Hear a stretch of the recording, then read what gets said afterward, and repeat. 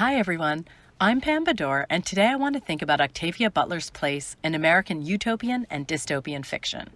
To do that, I want to do a really quick tour of the decades leading up to Butler's incredibly important role in this kind of literature.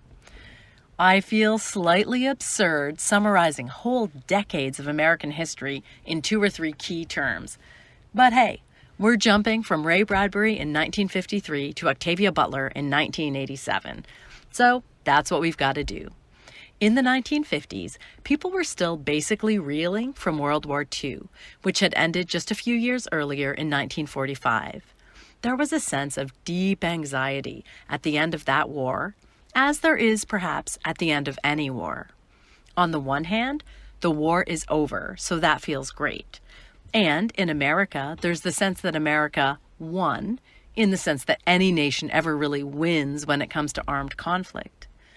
But also, the way the war ended, with a technology as devastating as the atomic bomb, well, that was pretty anxiety-provoking. And of course, the 1950s was a decade marked by the Cold War. Because it was a Cold War rather than a hot one, there's a lot of debate about the exact dates of this period of global tension. We'll go here with 1947 with the Truman Doctrine to 1991 with the dissolution of the Soviet Union. But no worries if you have different dates in your own mind. Historians use a range of dates to describe the Cold War. The 1950s also had a major concern with censorship, given the prevalence of McCarthyism, where many people were accused of communism. The dystopian literature of this time is understandably very concerned with personal freedoms. The 1960s must have been an incredible time to live through. It's a decade marked by so much change, cultural and political. We have the U.S.'s role in the Vietnam War and all the protests around that, combining with enormous progress in the fight for civil rights. We get some powerful dystopian literature in this decade that focuses on rebellion and conflict. But the decade ends with the U.S. putting a man on the moon on July 20th, 1969. This is a moment that I think cannot be overstated in understanding the utopian and dystopian literature that has followed. Think about it. In the midst of continuing conversations and conflicts about equal rights, about race and gender, sexuality and globalization, we have this enormously expensive and almost unimaginable technological feat of space travel. Landing on the moon is about more than technological competition or human innovation, although, of course, it is about those things too. Seen through a utopian/dystopian literature lens, it's about perspective. If there's a man on the moon, he can see the Earth from a different perspective, which means that, in some sense, each of us can imagine what the Earth looks like from outside. And even though science fiction writers have been showing us that perspective for ages, there's something incredibly powerful about the fact that we can now do it in real life. We see the impact of this new perspective in the utopian and dystopian literature of the 1970s, a decade marked by several very forward-looking movements, such as those for women's rights, gay rights, and environmentalism. After decades of American dystopian literature, we find a sudden reemergence of the utopia. In fact, the feminist utopian novel is a major genre of the 1970s and 1980s, as second-wave feminists began to imagine a world in which gender equality wasn't just about women's right to vote and own property, but was about more systemic kinds of gender equity. These utopian novels take many different approaches to imagining equal societies, but they have one thing in common. They problematize the very idea of utopia.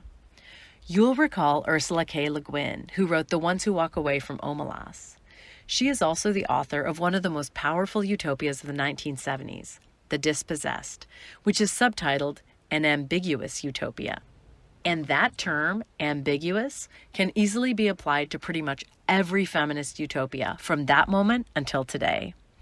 These novels tend to provide perfect societies, but to really explicitly articulate that central tension of utopia, that the perfect is always impossible, that no utopian vision works for everyone.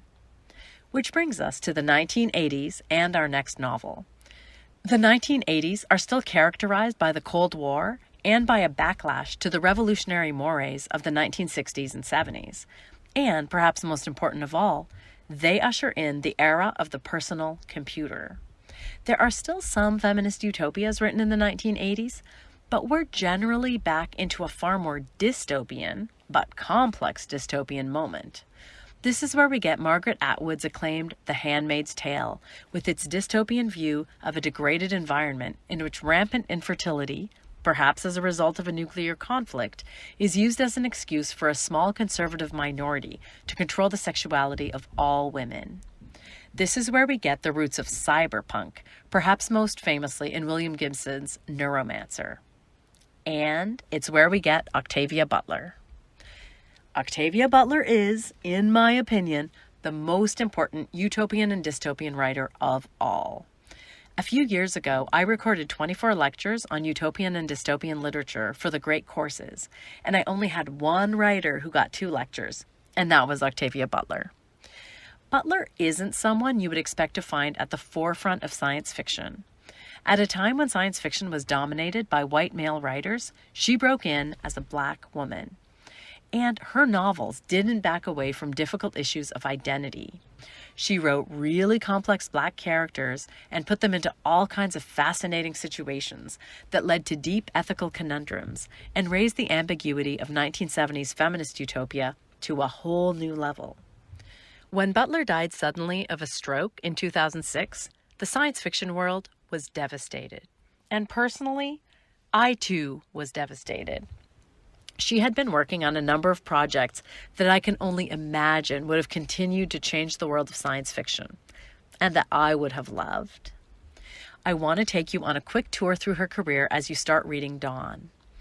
Her first major work was the Patternist series, sometimes collected as the Seed to Harvest series. This series presents a fascinatingly ambiguous world.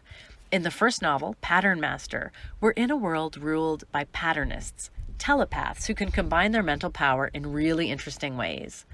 There's a competition for who will be the next ruler of the pattern, and through that we see that the world also includes mutes, who are non-telepaths, and clayarchs, who are beings who broke away from the pattern when they became diseased. The other works in the series aren't exactly sequels.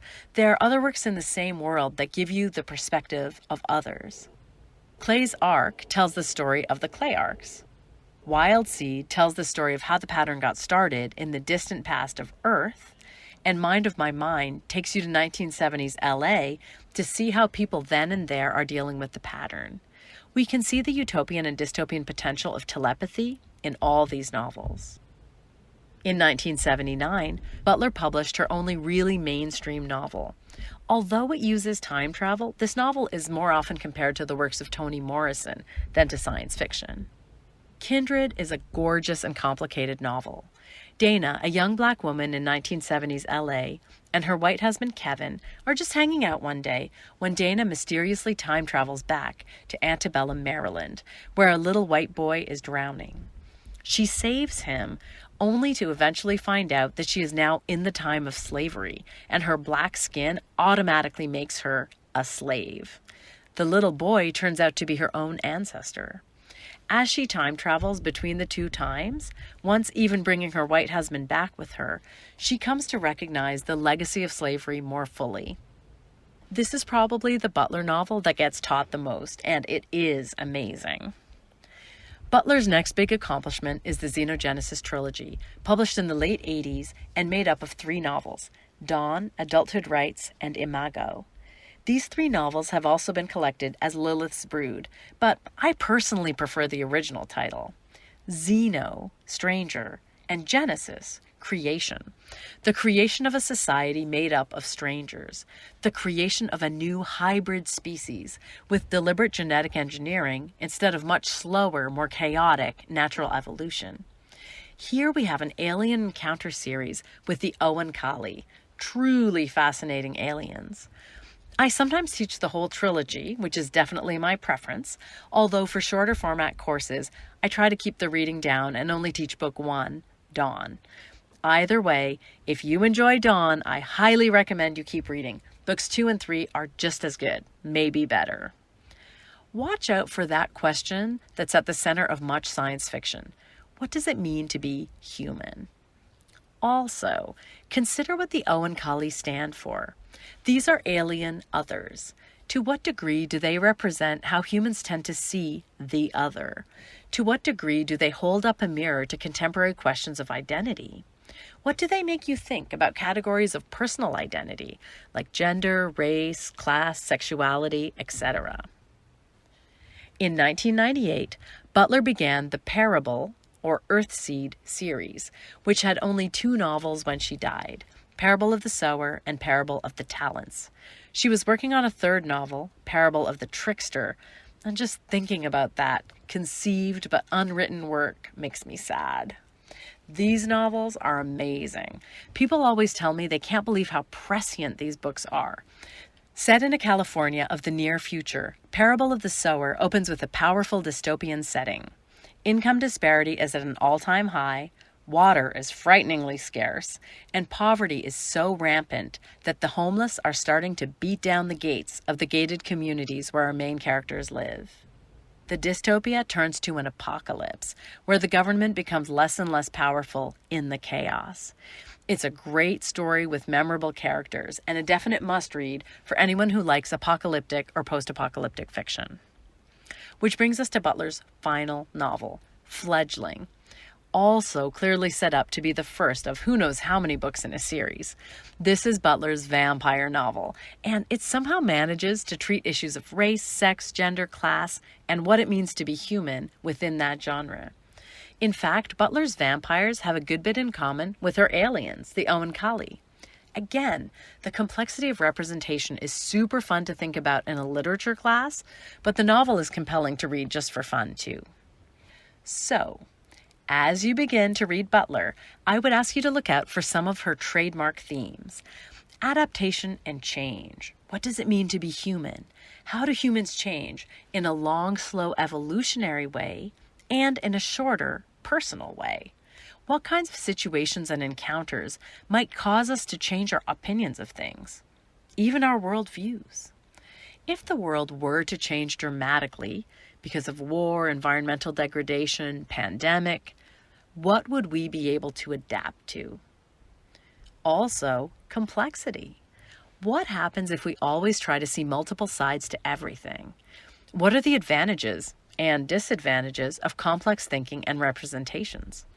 One of my favorite examples of Butler pushing us to see things from many perspectives occurs in the Xenogenesis series, when the O and Kali speak of cancer as beautiful and powerful.